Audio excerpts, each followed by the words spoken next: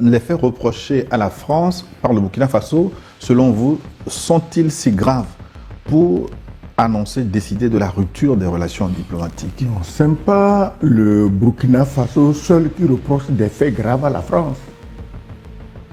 La France tient en laisse 14 pays africains soumis à un esclavage inacceptable depuis les soi-disant indépendances. Et comme elle a toujours marché sur les couilles de ces 14 pays sans que personne n'agisse, humiliation, insultes, dénigrement, on tape au dos des chefs d'État âgés qui chez nous en Afrique sont des gens respectables. Tu vois à l'Élysée, on tient un vieux chef d'État qu'on tire comme un mouton sur une laisse. Ces humiliations suivies par 14 pays, il faudrait bien qu'un jour, quelqu'un dise que ça suffit, quitte à ce que la France se ressaisisse, remodèle son comportement, remodèle sa diplomatie, remodèle son langage guerrier, ordurier, insultant en permanence, pour rentrer dans le cercle des pays civilisés, maintenant des relations diplomatiques normales avec les autres pays. Ce n'est pas Ibrahim Traoré qui a coupé, c'est la France qui a coupé. Quand quelqu'un passe tout son temps, on va à Nairobi, on voit le Sahel, Burkina. À l'Assemblée nationale française, c'est Burkina. Au Parlement européen, c'est Burkina. Est-ce que le Burkina est une province de la France? La France même est en feu. Les gens meurent de faim. Des retraités sont sans logement. Des gens qui ont travaillé 30-40 ans, ils sont sans logement. Ils meurent de faim. Ça n'intéresse pas Christophe Gomard. Ce qui l'intéresse, c'est le Burkina. Et pourquoi le Burkina l'intéresse? Parce qu'il faut faire attention. Ces gens, quand on dit Burkina, ils ne voient pas le peuple burkinabé. Ils voient les richesses du sous-sol que les dirigeants comme Traoré les empêchent de prendre. Le peuple, ils s'en foutent. Quitte à cramer tout le peuple burkinabé, l'essentiel, c'est qu'ils prennent les richesses. Donc, d'injures en dénigrement.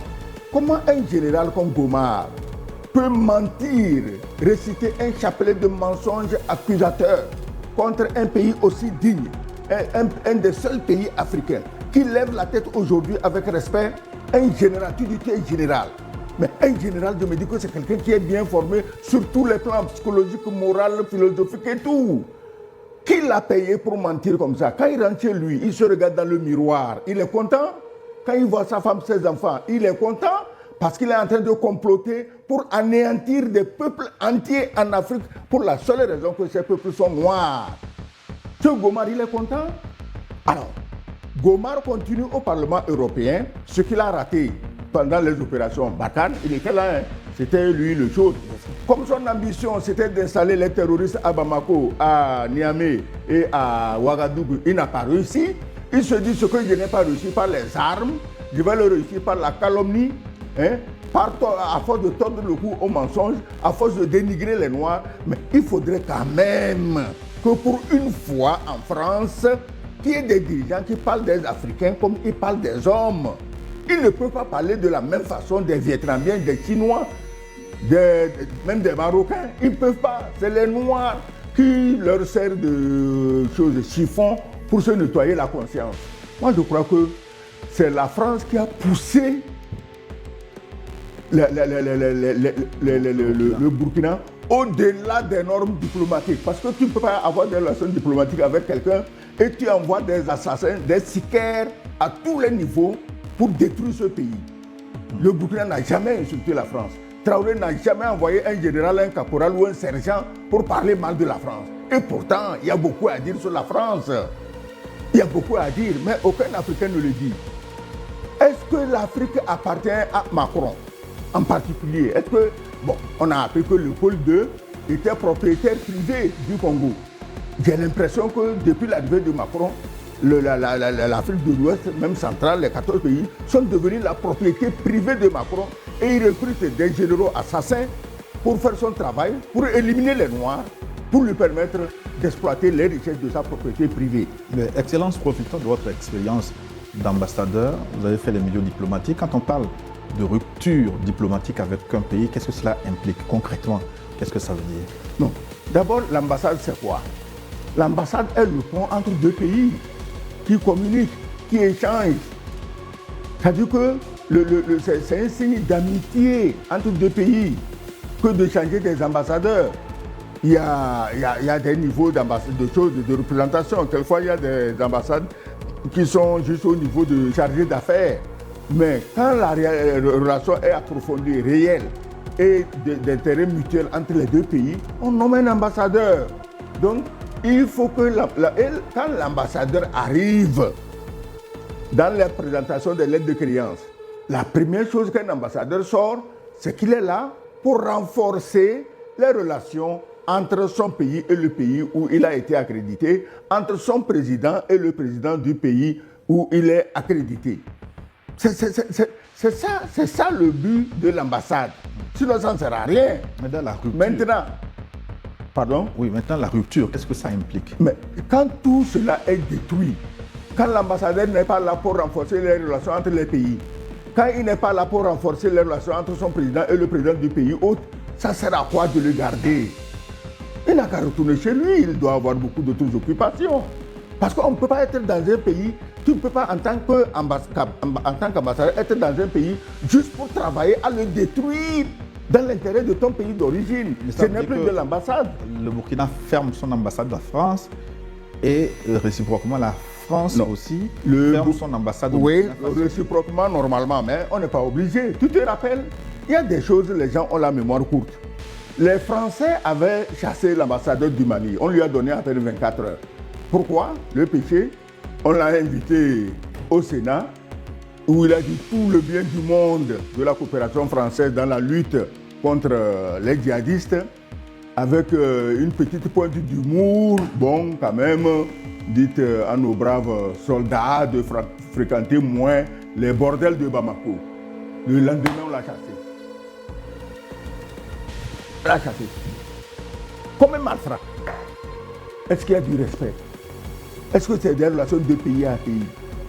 Et pourtant, les soldats passaient plus de temps dans les bordels que dans la lutte contre les fameux djihadistes, qui n'étaient que leurs petits frères, leurs enfants chéris, qui faisaient le travail géostratégique auquel leur pays les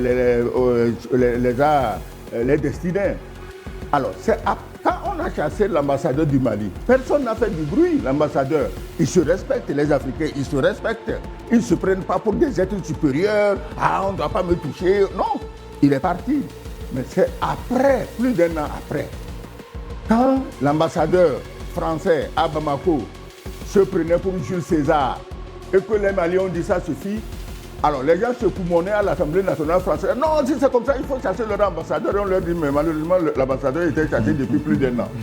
Est-ce que tu comprends? Oui. Donc, quand ça ne va pas, ça ne va pas. On ne peut pas continuer à faire ça. Parce que la diplomatie, c'est quoi? C'est de passer son temps à faire des discours courtois. Non, on est des amis, on travaille dans les intérêts réciproques de nos pays, de nos peuples. Mais quand cette amitié n'est pas là, quand la simple sincérité n'est pas là, quand le simple respect n'est pas là, quand l'autre te prend pour moins qu'un...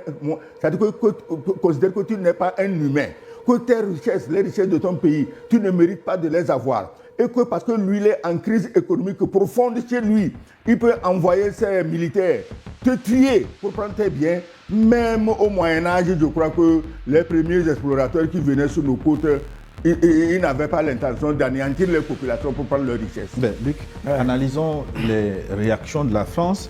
Le pays dénonce une décision sans fondement. Paris, avec cette réaction, manque-t-il de clairvoyance ou le pays a sous-estimé la profondeur du divorce diplomatique? Non, elle manque de bonne foi, c'est tout.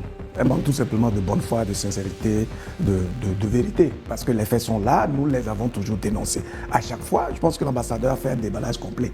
Ce qui se passe, quand il y a rupture de coopération, c'est que vous fermez votre ambassade.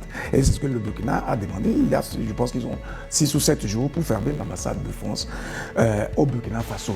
Tout ceci parce que, en fait, j'ai dit au départ, qu'en réalité, ces relations diplomatiques, comme toute forme de relation, visent fondamentalement à respecter le droit à la vie de chaque citoyen, le droit à l'épanouissement, le droit à défendre sa civilisation, sa culture. En tout cas, comment faire pour faire en sorte que l'espèce humaine puisse évoluer. Mais au-delà de ce que la France est en train de faire, où elle empêche, elle a de la condescendance, l'irrespect et tout ça, le drame, c'est quelle œuvre. Je parle de l'élite dirigeante française pour marquer la différence parce qu'on va en venir au deuxième volet qui concerne les relations humaines, etc., culturelles. L'élite dirigeante française œuvre pour en fait éliminer littéralement le droit à la vie, mais des pays d'Afrique. Et c'est ça le vrai problème. Et ce n'est même pas un acte intelligent parce qu'en fait, toutes les espèces du monde, en tout cas sur cette terre, se protègent et travaillent pour se protéger, pour se construire ensemble, pour évoluer. Mais s'il n'y a que l'espèce humaine qui est prisonnière de cette faculté dite évoluer et qui pense que l'autre, le prochain doit être un ennemi. Et donc ces puissances-là qui ont fabriqué les armes rentrent littéralement dans un fond terrible. Mais c'est pour cela qu'en fait, on est un peu révolté quand nous voyons encore beaucoup de nos dirigeants en Afrique ramper sous ces gens-là. Alors qu'en fait, c'est eux qui ont tout mélangé, qui ont tout bouleversé et qui sont en train de créer un déséquilibre dans les relations, en tout cas dans la vie de l'espèce humaine. Alors, cette évolution, prétendue évolution, en tout cas technologique, est-ce qu'elle permet aujourd'hui à l'humanité d'être plus heureuse? Est-ce que l'être humain est plus épanoui aujourd'hui, en ce 21e siècle, avec la science glorifiante du 19e siècle, qu'avant cette science-là? C'est pour dire qu'en fait, on a travesti en réalité la vocation de l'être humain à travers tout ce qui est en train de se passer, avec comme principe la domination, l'impérialisme, l'hégémonie et puis même l'assassinat pur et simple de l'être humain. Ça, c'est très grave. Je pense que les pays de l'AES, notamment le Burkina Faso, sont en train de bien faire, de rappeler à ces puissances du Nord que l'être humain est à part entière à tout point de vue, qu'il soit noir, blanc, rouge ou quoi que ce soit, il a droit à la vie. Tant que vous œuvrez pour l'empêcher de vivre, de s'exprimer et de contribuer à l'évolution de l'humanité, il va falloir qu'on vous remonte les bretelles. Et c'est peu dire que l'action que le Burkina Faso vient de mener, j'espère plutôt que la France, au-delà de ce discours politique qui est dans le déni permanent, va comprendre qu'il faut changer de logiciel. Oui, il a contribué énormément à la traite des biens, à la colonisation, au néocolonialisme, mais aujourd'hui, il va falloir qu'il change de logiciel en comprenant que toutes les consciences s'éveillent. Tout le monde a droit à la connaissance et à la participation de la vie elle-même. C'est de ça qu'il s'agit en réalité. Mais maintenant que les ponts diplomatiques et consulaires sont rompus entre les deux pays, on va aborder le deuxième chapitre, notamment les dégâts collatéraux. Excellence Kekewe Sogoyou, le communiqué de Ouagadougou précise que les liens entre les peuples sont préservés malgré tout.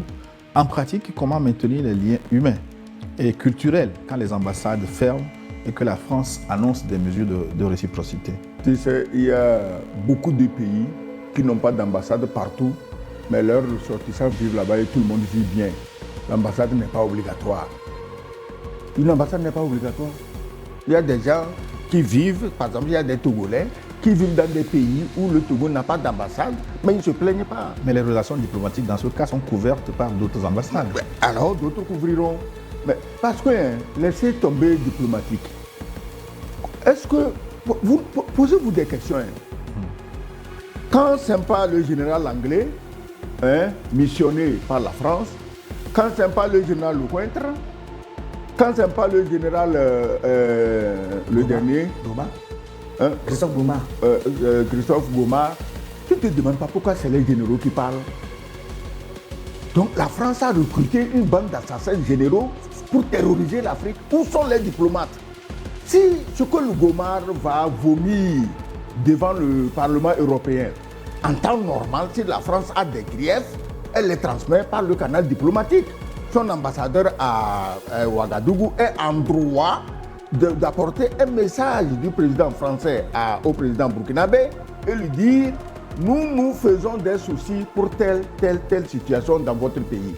Or, ils ne se font des soucis pour rien parce qu'il n'y a rien à reprocher au Burkina.